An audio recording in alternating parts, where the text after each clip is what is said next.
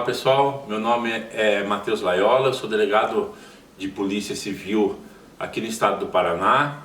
Atualmente eu estou como chefe da Delegacia de Proteção ao Meio Ambiente no estado do Paraná. Essa delegacia ela tem atribuição em todo o estado, ela trabalha com investigação de crimes contra a flora e contra a fauna. Hoje eu vou falar para vocês um pouco sobre o crime de maus tratos. Maus tratos nada mais é do que você imprimir um sofrimento físico ou psíquico ao animal. Mas antes de falar sobre o crime em si, eu vou explicar para vocês o porquê que existe o crime de maus tratos.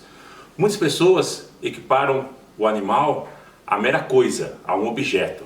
Mas tem como você maltratar um objeto? Tem como você maltratar esse óculos, por exemplo? Não, não tem. Então, se a gente interpretar o crime de maus tratos à luz da nossa Constituição Federal, a gente entende que animal não é coisa, animal possui uma personalidade jurídica diferenciada, diferentemente de objeto ou coisa. Tanto é que a gente não fala que você é dono de um animal, que você é proprietário de um animal. Você é dono ou proprietário desse óculos aqui. Agora, com relação ao animal, você é tutor, você é guardião desse animal, não sendo proprietário. Você não pode se desfazer ao seu bel prazer. Se você fazer desse animal, você pratica o crime de maus tratos na modalidade abandono. Então, se a gente pegar, vamos falar um pouquinho sobre os atos normativos que existem com relação ao direito animal, e depois eu vou falar um pouquinho sobre o crime de maus tratos em si.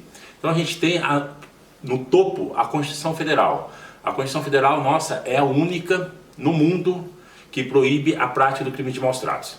Então ela é expressa ali que veda a crueldade animal. A partir do momento em que a Constituição Federal veda a crueldade animal, todas as outras leis têm que estar em acordo com a Constituição. Então não pode um Estado legislar dizendo que é possível rinha de galo, por exemplo, no estado aqui do Paraná. Essa lei é totalmente inconstitucional. Então, todos os atos normativos abaixo da Constituição Federal têm que estar à luz da nossa Constituição Federal. E quando a gente fala que animal não é coisa, é porque já está provado cientificamente que animal é um ser senciente. Senciente é você sentir alguma coisa. Então, o animal ele sente dor, ele sente pavor, ele fica alegre, ele entra em depressão. Então, em sendo um ser senciente, ele não pode ser tratado como coisa. Então, por isso que a Constituição Federal vedou a crueldade animal, e aí nós tivemos, em 98, a Lei 9605, que acabou tipificando o crime de maus tratos, no seu artigo 32. Antes disso, o que criminalizava a conduta de maus tratos era a Lei das Contravenções Penais, o Decreto-Lei de 1941, no seu artigo 64. Então ali previa a crueldade animal. Então nós tínhamos o Decreto-Lei de 41, depois veio a Constituição em 88 e, visando regulamentar a Constituição, veio a Lei 9605/98, que disciplina no seu artigo 32 o crime de maus tratos. Já foi um avanço, antes era uma mera contravenção penal, a pena aumentou, virou um crime efetivamente no artigo 32, só que a gente precisa mais, porque hoje qualquer crime de maus tratos, ainda que empregue a morte de um animal, é um crime passível de procedimento da Lei 9.099, que é um juizado especial criminal. Então, se a pessoa mata um animal hoje praticando crueldade, imprimindo um sofrimento físico ou psíquico a esse animal, ela não vai presa. A gente, na prática, dá voz de prisão a essa pessoa ela é conduzida para a delegacia e ela responde a um termo circunstanciado de ocorrência. Então, ela se comprometendo a ir para uma audiência no fórum, junto com o Ministério Público, junto com o Poder Judiciário, ela é liberada na delegacia sem pagar um real de fiança e também sem ficar presa. Então a gente acredita que, no nosso entendimento, o melhor é avançarmos ainda mais. Tem vários projetos de lei para que essa pena de maus tratos aumente, e a partir do momento que aumentar, o delegado de polícia pode arbitrar fiança e a pessoa se recolher ao cárcere caso essa pessoa não pague essa fiança. Explicado um pouco sobre o porquê do crime de maus tratos, vamos entrar agora para analisar o artigo 32, que prevê a prática desse crime. Eu vou ler para vocês. praticar ato de abuso, maus tratos, ferir ou mutilar animais silvestres, domésticos ou domesticados, nativos ou exóticos. Pena, detenção de 3 meses a 1 ano e multa. Então, pelo artigo 32, nós temos 4 verbos, pessoal. Praticar abuso, praticar maus tratos, ferir ou mutilar. Mas seria só isso? Não, gente. A gente, como operador do direito, a gente tem que interpretar a lei e entender, por exemplo, que a falta de alimentação também é maus tratos, o abandono também é maus tratos, a falta de água é maus tratos, você expor o animal ao tempo, muito sol, muita chuva. Então a gente tem que interpretar esses 4 verbos e entender que não são somente essas condutas. A gente, como operador de direito, interpreta, e não tem lógica a gente não considerar maus tratos um animal que vive a vida inteira numa corrente de 1 metro, por exemplo. Então, continuando um pouquinho analisando o artigo 32, nós temos no parágrafo 2º, a pena é aumentada de 1/6 a 1/3 se ocorre a morte do animal. Mesmo assim, em ocorrendo a morte do animal, continua sendo uma lei cujo procedimento é a Lei 9.099, então passível de transação penal. Então, como que funciona? A gente leva a pessoa para a delegacia e o animal está vivo ainda. Ela responde ao artigo 32, submetido ao procedimento do Juizado Especial Criminal. Se durante a instrução desse procedimento o animal vier a óbito, a gente certifica nos autos do termo circunstanciado e comunica o Poder Judiciário. Mesmo assim, ele continua sendo um crime de menor potencial ofensivo, passível de transação penal. Vou dar para vocês agora alguns exemplos do que vem a ser maus tratos. Então, você abandonar o animal é maus tratos, apesar de não ter ali expresso no verbo abandonar no intuito de maus tratos, a gente entende que é maus tratos. Eu falo, os doutrinadores, a jurisprudência em si, é pacífico isso.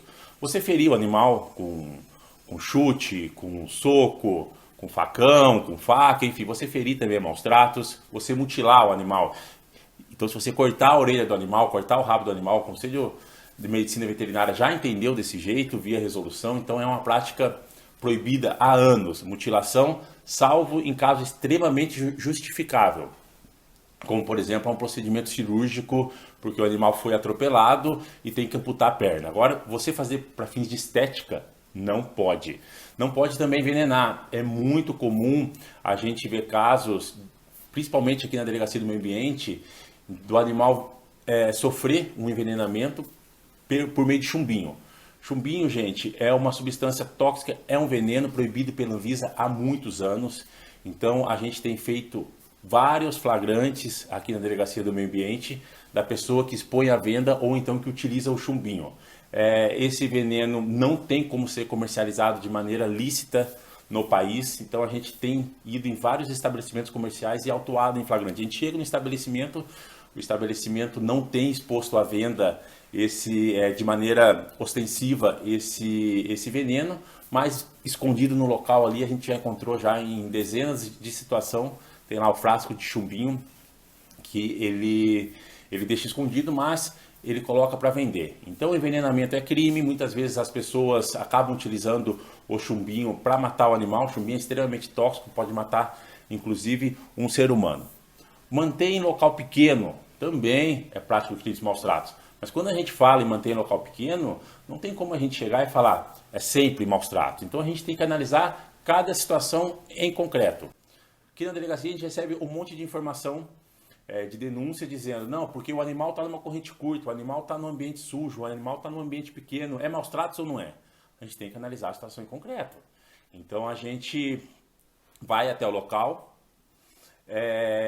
e ver qual a rotina desse animal. Talvez ele está no local pequeno por pouco tempo, talvez a corrente está curta, mas a corrente foi colocada há poucos minutos, o ambiente está sujo, mas é porque era de manhã e a pessoa tinha acabado de acordar e tem a rotina de limpar diariamente isso daí. Então a gente não pode sempre chegar e falar, não, corrente curta é sempre maus tratos, ambiente sujo é sempre maus tratos, ou então local pequeno é sempre maus tratos. A gente tem que ir no local analisar o histórico daquela situação.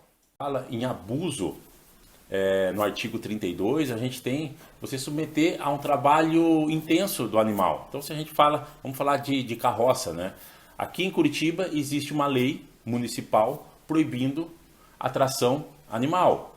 Então a gente aplica aqui em Curitiba, nós temos a Constituição Federal vedando a crueldade animal, nós temos o artigo 32 da Lei 9605/98 e nós temos outras leis estaduais, municipais, mesmo os atos editados pelo poder público, disciplinando tudo isso. Então, em consonância com a Constituição, com a Lei 9605, em Curitiba, por exemplo, a gente tem uma lei municipal que veda a atração animal. Qual que é a justificativa? É esse trabalho intenso que o animal acaba tendo que realizar. Quando a gente fala em trabalho intenso e veda o uso de carroça, por quê? O animal não tem a opção de dizer não com relação a esse trabalho. Então, existe essa lei municipal aqui em Curitiba, assim como em diversas outras cidades do Brasil, e a gente acaba aplicando essa lei e por várias vezes, em várias situações, nós demos voz de prisão à pessoa que insiste em praticar atração animal, conduzimos para a delegacia, levamos esse animal a um novo lar, a uma nova qualidade de vida. Na análise do artigo 32, nós temos o parágrafo 1º que diz o seguinte: incorre nas mesmas penas quem realiza experiência dolorosa ou cruel em animal vivo, ainda que para fins didáticos ou científicos, quando existirem recursos alternativos. Aqui a gente fala de vivissecção, então você fazer experimento animal. A gente tem a Lei Arouca que disciplina isso, que você não pode fazer qualquer tipo de experimentação dolosa sem anestesia, é crime. Se você tiver uma outra alternativa, sem usar o animal, você tem que utilizar dessa outra alternativa, senão acaba praticando o crime também. A prática também que era recorrente na década de 90 e mesmo antes, eram as carrocinhas. Então passava uma carrocinha do município e os tutores dos animais ficavam desesperados. Por quê? Porque o cachorro poderia estar na rua ali e ser recolhido. Depois de algum tempo, esse cachorro ele sofria eutanásia, ou seja, ele era morto, esse cachorro ou gato, enfim, ele era morto. Por quê? Porque antigamente acreditava-se que conseguiria fazer o controle populacional de animal de rua, matando esses animais. Então, assim, hoje é considerado maus tratos. Se algum município praticar isso, ele pode incorrer, o gestor público, em improbidade administrativa, prática de crimes de maus tratos. Depois de muito estudo, concluiu-se que para você fazer o controle populacional de animal de rua, não é matando esses animais de rua, mas sim castrando. Então a gente tem que efetuar a política de castração para diminuir a quantidade de animal, principalmente abandonado nas ruas. Esses cães, na época da famosa carrocinha, eles eram levados até um canil do município e depois de algum tempo, caso o tutor não comparecesse, eles eram mortos por meio de afogamento, câmera de gás, choque elétrico. Então, assim, eram condições extremamente cruéis, que era uma prática recorrente até poucos anos. Hoje, felizmente, essa prática ela é criminalizada e se você tiver algum conhecimento de algum município no Brasil que faça isso, oficie o Ministério, dê ciência ao Ministério Público, porque é improbidade administrativa, e também entre em contato com a delegacia local, que eles vão fazer o procedimento da prática de crimes de maus tratos. Muitas pessoas perguntam se animal em circo pode. Então, há muito tempo, quando a gente ia no circo, encontrava aqueles elefantes, tigres, leões. Hoje em dia é cada vez mais raro e a tendência é não ter mais. Por quê? Porque o lugar desses animais, com certeza, não é no circo. A gente vai no circo, a gente tem que ir no circo para promover a atividade circense, para ver as acrobacias dos seres humanos. Você imagina quanto tempo que demora para o animal aprender um truque. Então você imagina, são horas e horas de treinos e muitas vezes torturas, num ambiente totalmente inadequado. Há diversos projetos de lei no Congresso Nacional visando proibir animal em circo, porém até hoje não avançou. Então o que acontece? Cada estado, município acaba disciplinando isso. Aqui no Paraná, por exemplo, não pode. Existe atividade circense que ela tem que ser valorizada mesmo, mas não pode animal em circo aqui no Paraná e em muitos outros estados. Uma vez explicado o artigo 32 em si, agora eu vou explicar para vocês como reunir provas da prática do crime de maus tratos. O crime de maus tratos ele pode deixar vestígio ou não. Quando ele deixa vestígio? Quando ele deixa marca aparente, por exemplo, a mutilação, o envenenamento, e quando ele não deixa vestígio. Um sofrimento psicológico, você deixar o animal preso por muito tempo, no espaço curto, numa corrente curta. Não tem como a gente fazer uma análise fazendo o corpo de delito dessa situação. Então a gente tem duas situações para comprovar a prática do crime de maus tratos. Quando o crime deixa vestígio e quando o crime não deixa vestígio. Quando o crime deixa vestígio, por exemplo, um envenenamento, uma mutilação, a gente precisa de um atestado médico veterinário, dizendo que existem ali indícios suficientes da prática do crime de maus tratos.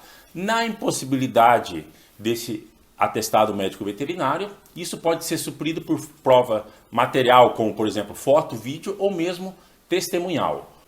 Quando a gente tem a prática do crime de maus tratos sem deixar vestígios, como por exemplo uma corrente curta, o animal viver nessa corrente por muito tempo, ou um local muito pequeno, causando um intenso estresse a esse animal, a gente consegue comprovar isso por meio de foto, de vídeo e análise testemunhal. Então a gente, no nosso procedimento de termo circunstanciado de ocorrência, nós juntamos o laudo médico veterinário, na impossibilidade juntamos fotos, juntamos vídeos e depoimentos de eventuais testemunhas.